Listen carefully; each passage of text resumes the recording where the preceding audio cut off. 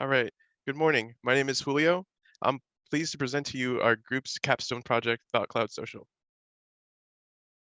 As a quick overview, ThoughtCloud is a full-stack social media application that enables users to connect with each other and share their thoughts, whether it be text or images. It allows users to create posts, interact with posts through likes and comments, and follow other users to build a custom feed. And now I'll hand it over to Seth to talk about the structure of our team. Yeah, thank you, Julio.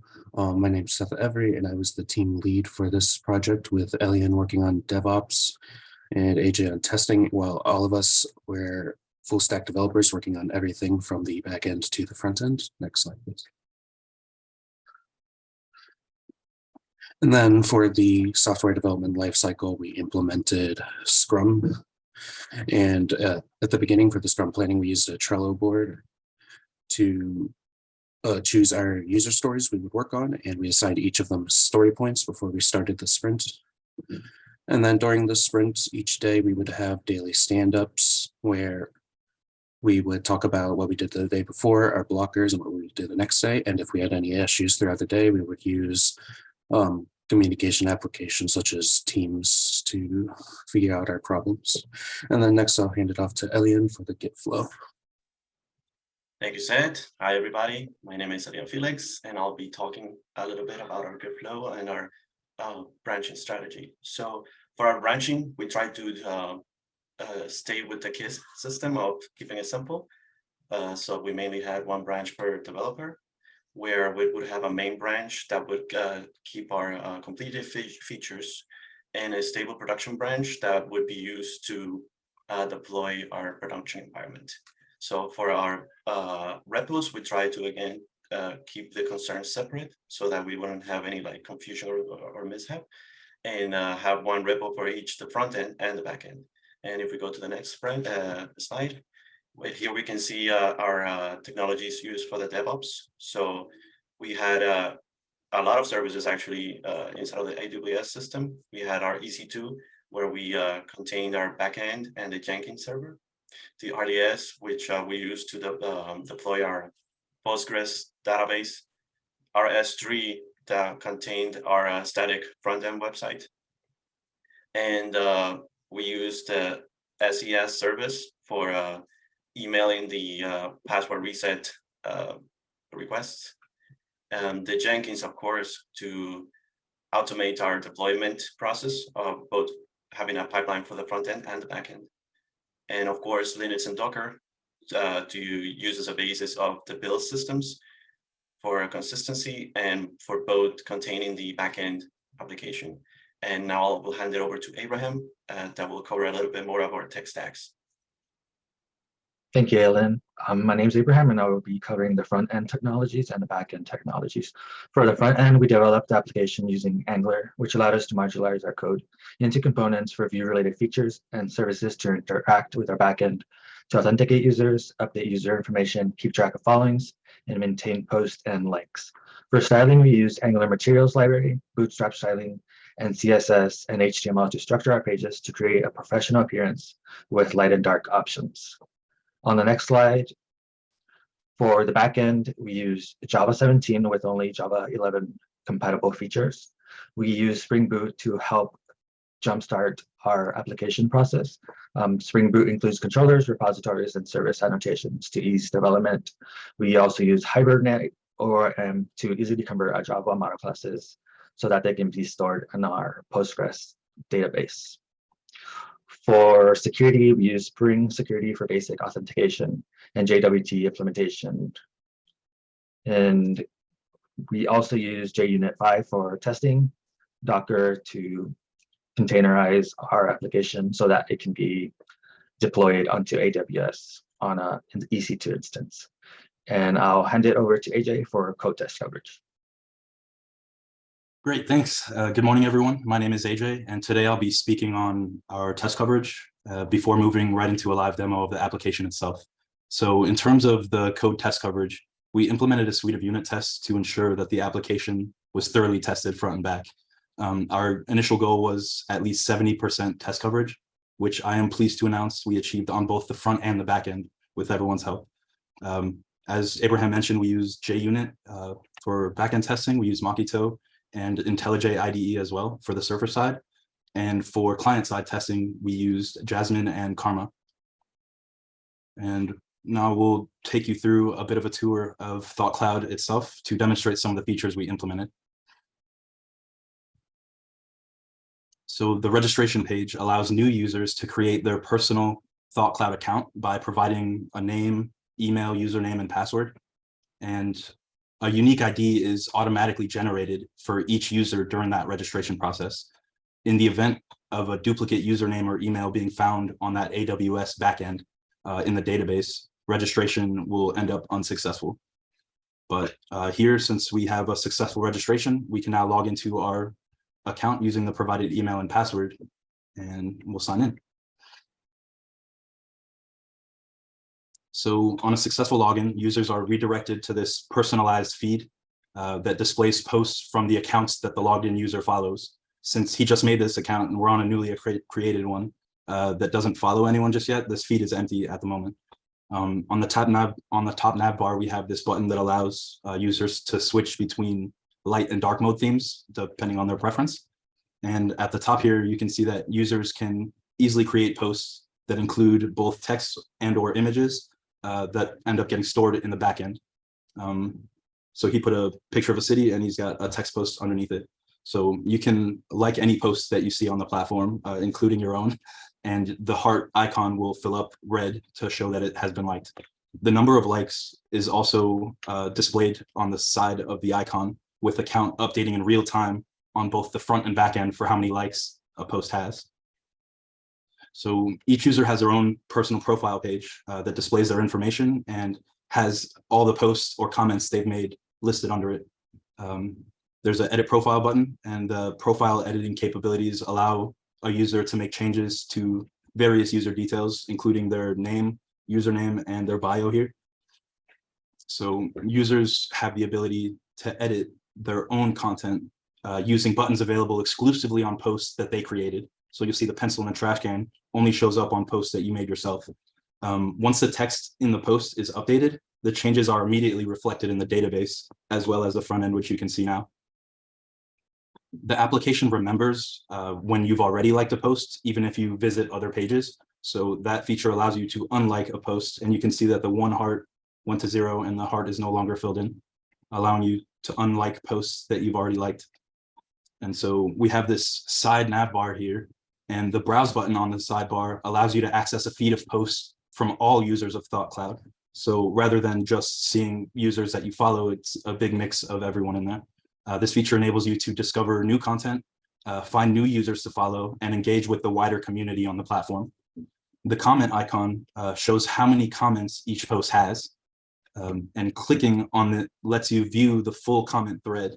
So clicking the reply button on a post allows you to leave your own comment in there as well. And your comment gets displayed beneath the post, and the comment counter is then updated in real time. Users can also edit their own comments in a similar way to that with their posts. So you can see the pencil and the trash icon on the comment that he made. As you follow, as you hover, as you can see, every post has a user's username and a picture, and clicking on either of those allows you to go straight to their profile. And the button that used to say edit profile for anyone else's page will say follow or following, which you can unfollow after. And as you follow new users, their icons will populate in that side nav bar, which you can see under followings. The different users that he's adding show up with their own profile picture and username. And also all of their posts will then show up on your personalized home feed. Users can also search for other users on the platform using the search bar in the top nav bar. So searching results will include users whose first name or last name matches the query you typed, and clicking on their name in the results takes you straight to their profile page where you can interact with their content.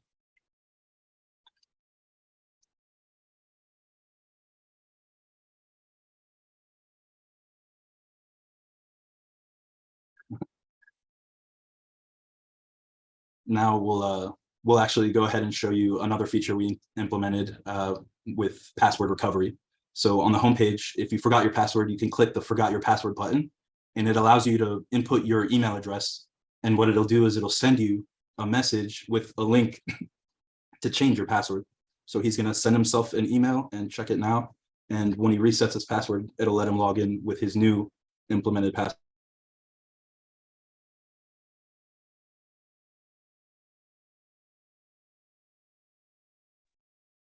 So here's the reset password page. He'll type in the new one he wants to use.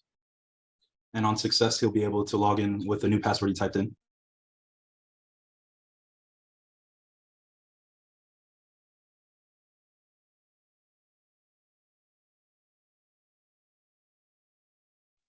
Great, so that worked successfully. And now that he's on a different account, you can actually see that in the nav bar, there's a bell icon that will show you the different notifications that you have. So you get a notification for whether a user interacts with you, such as when you get a like on your post or a new comment or reply, or when someone begins to follow you. So here you can see that user has followed him and the posts that were liked and whatnot, and it shows the other user's username at the front here. Clicking on a notification will take you to this notification page where you can view all your notifications, and you can view the different profiles mentioned or delete the notifications that you're no longer interested in from that list.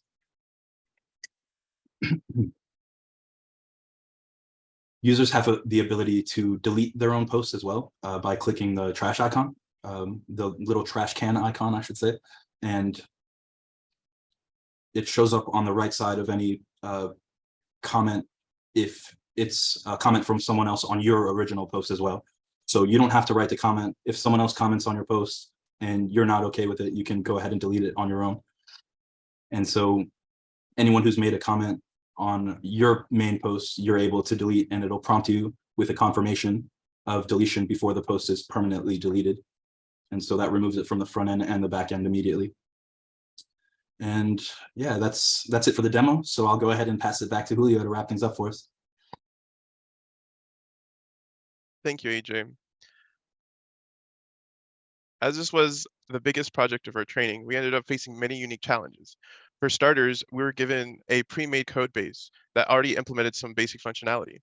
Although we took time to get accustomed to the application's architecture, some of its unique quirks would occasionally pop up, such as nested comments being removed when posting other comments. This problem was solved using Angular's event eventer to update posts up the component hierarchy. Another challenge we faced was writing unit tests at a scale larger than we've ever done before. Each member of our group spent hours experimenting and implementing test environments within the front and back end. As experiments go, stuff breaks. And as a result, we had the merge of a successful test cause a feedback loop in our backend for an entire day, so we couldn't use the backend. The issue was traced to a database objects fetching strategy that was changed to accommodate a test. These challenges prove that they're not just there to hinder development, but to help us in the journey of becoming better software professionals. Well, that's it for our presentation. Thank you so much for joining us today. We'll now open the floor for any questions. All right, so for questions, please raise your hands and I will call upon your name. We will go in the order of internal Riveter employees to the QC team, then the associates. Now for questions, are there any questions from any internal Riveter employees? Feel free to raise your hand and ask away. Otherwise, I have a few questions of my own. So I noticed that you mentioned you're able to delete your own post, but are you able to delete any comments that you posted? Yes, let me show you. So if I go to a post, then, sorry, I can't see. The Zoom window is, okay, comment. Sorry, the Zoom. Excuse me. There you go. And then you see the trash icon right there, so you can delete it. There you go. Okay. And in terms of the different functionalities, I noticed in the beginning you said some people were working on the back end, some people were working on full stack. How did you decide which person was to work on which functionalities or user stories?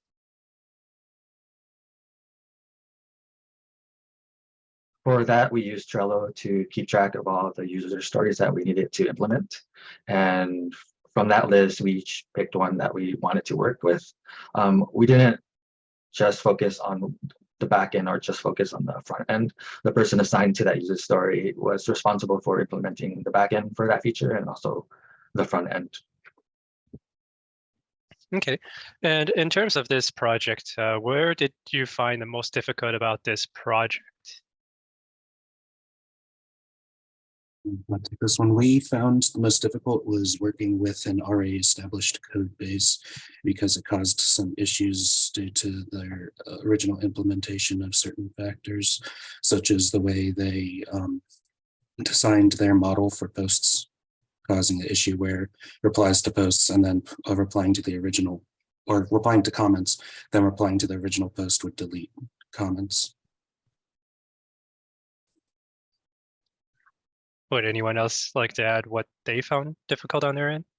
Yeah, so for me, it had a lot to do with the testing. I really early on, while we were deciding who did what Trello feature or what features on the Trello board, I chose things that I didn't get enough time on project 1 and 2.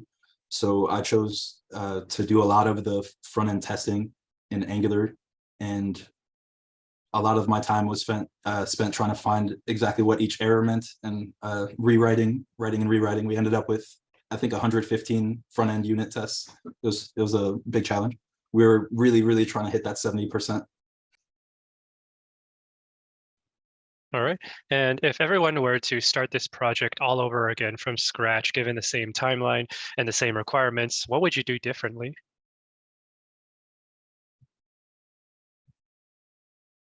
I can start that one. This also has to do with the testing. I was convinced that test-driven development would be a thing that was possible. So very early on, I started writing tests for every component we had, and I was finding that I did the user profile page work as well.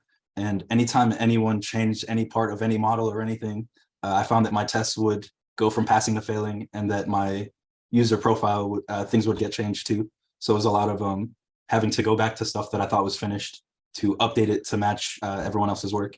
It was interesting. What I would do differently probably is try not to do the test first, and maybe once everything was established, like for example, for a user model, we kept adding things that we would have to tweak 10 different files for. And so I would probably save the testing and stuff for after we had the established models already set up. And to add to that, one thing I would do was maybe have a live deployment early on, because we ran into a lot of issues with the live server of the application. So stuff that would like be instant on our like local instances would like take time, or just not work on the live instance. So more having that would help our development way better in the end. So yeah, I would add a caveat to that and say that we expected the initial code base that was given to us to work at a certain way. And I would say that with the limited amount of time that we had, about a week and a half of actual code time, I feel personally that it would have been wiser to limit our scope a little bit more, because we tried to broaden how many features we had. And instead of that, it would have been wiser to plan ahead a little bit more than we did and limit our scope and refine and polish that for a much better end user experience. As you can see, there's a little bit of a quirk with the resizing and the styling of the page. So that's something that I personally would have, or would go back in the future and adjust a little bit more. All right, that's all the questions I had.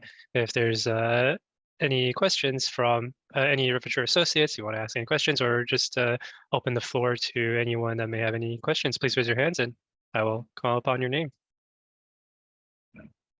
If not, oh, I see Ryan, you have a question. I was just curious how you went about persisting images that were uploaded. Did you like store them as bytes on a database, or did you put them in an S3 bucket, or how did you go about doing that? For that, we used an array and had a list of image URLs that we used for the images. So they're random on the profiles. Okay. All right, any other questions with regards to the project or anything in general? I see Andrew, you have your hand up. Hey guys, it looked really great. I was really impressed. Question for you, did you use any tools for your styling and CSS? maybe third-party stuff, or was that all your HTML was all made by yourselves? No, we actually leveraged one of the main Angular components called Angular Materials, which already contains like a bunch of pre-styled like icons and image cards and stuff like that. Like all the menus and stuff like that are predefined, and we just customized them with the styling that we wanted. We also use Bootstrap, not like comprehensively, but where it made sense, you know, trying to keep things like resizing and stuff like that. And to add to that, for like the icons with the comments, some of that was from Font Awesome. Thank you. Yeah, so the ThoughtCloud logo was actually what is it, Google Fonts, I believe. So we kind of tweaked the text a little bit for the font on that you can see above my head. But that ended up being our logo as well. But yeah, mostly I'd say it was mostly Angular materials, a bit of Bootstrap, CSS, and some Font Awesome. All right. Any other questions with regards to anything? Going once, going twice. All right. Seems like there's no more questions from the audience. Then I will start the recording here.